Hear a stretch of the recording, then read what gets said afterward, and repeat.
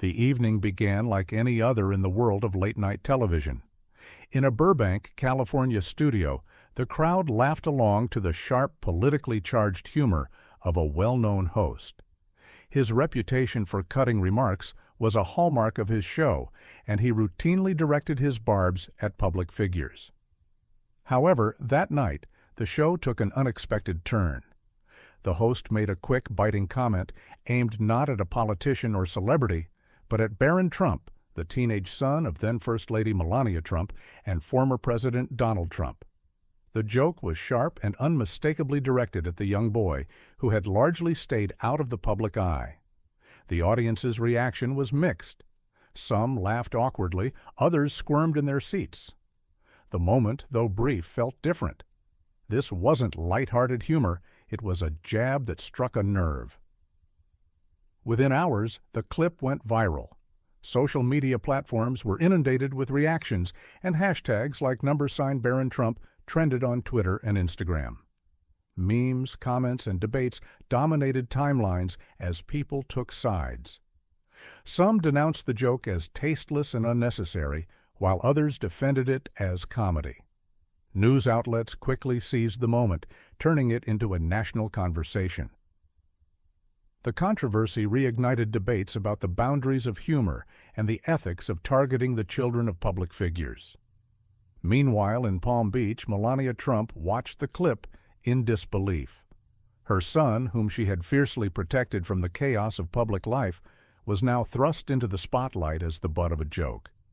For Melania, the attack wasn't just hurtful, it was personal.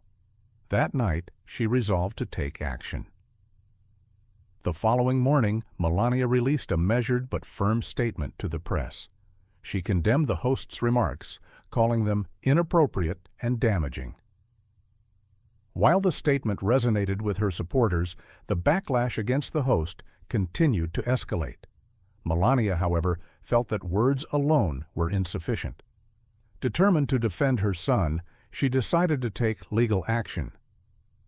She enlisted one of the nation's top defamation attorneys, a lawyer known for winning high-profile cases with her no-nonsense approach. Together, they filed a lawsuit against the host and his network, accusing them of defamation and intentional infliction of emotional distress. The lawsuit alleged that the joke crossed the line from satire to cruelty, targeting a child who had done nothing to invite public scrutiny. The lawsuit became a media firestorm. Cable news channels dedicated hours to the case, panelists debated its merits, and social media users were polarized. Supporters praised Melania's courage, seeing her as a fierce mother standing up for her child. "Protecting our kids should never be up for debate," read one viral post featuring a photo of Barron during his father's presidency. Critics, however, saw the lawsuit as an attack on free speech. Comedians rallied around the host, warning that the case could set a dangerous precedent. "If public figures can't take a joke, where does it end?" one prominent entertainer questioned. The conversation spilled beyond the media. Families debated the ethics of the joke over dinner, students discussed free speech on college campuses, and workplaces buzzed with opinions. The case became a flashpoint for larger cultural questions about humor, accountability, and respect. As the trial unfolded in Los Angeles Superior Court, the courtroom became a stage for a larger cultural reckoning. The prosecution argued that the joke was not just inappropriate, but deeply harmful, illustrating its impact on Barron's privacy and mental well-being. The defense countered by leaning on the First Amendment, arguing that satire, even if offensive, was protected speech. Then came a shocking turn.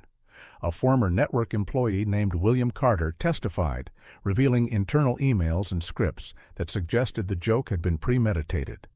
According to Carter, network executives had approved the joke, believing it would generate controversy and boost ratings. Then came a shocking turn. A former network employee named William Carter testified, revealing internal emails and scripts that suggested the joke had been premeditated. According to Carter, network executives had approved the joke, believing it would generate controversy and boost ratings. The revelation shifted the trial's focus.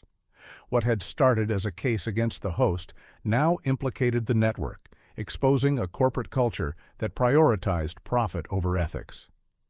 After weeks of testimony, the jury returned a verdict.